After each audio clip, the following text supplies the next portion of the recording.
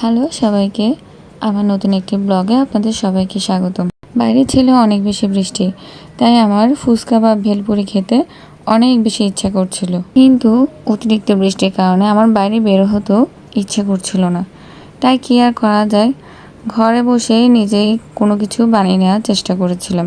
আমি আমার মতো করে ভেলপুরি বানানোর ট্রাই করছিলাম। প্রথমে আমি আলু সিদ্ধ করে রেখেছিলাম, তারপর লুচির মতো বানিয়ে সেগুলোকে আমি একটু বেশি সময় ধরে তেলে ভেজেছিলাম। একটু বেশি সময় ধরে ভাজার কারণে এগুলো একটু লালচে ধরনের এবং একটু শক্ত টাইপের হয়ে গিয়েছিল।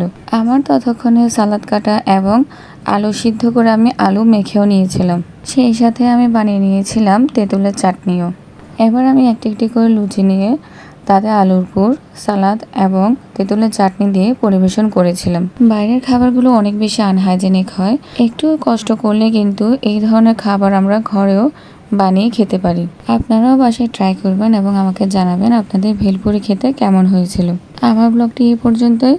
যদি ভালো লেগে থাকে অবশ্যই লাইক, কমেন্ট এবং শেয়ার করবেন। ধন্যবাদ।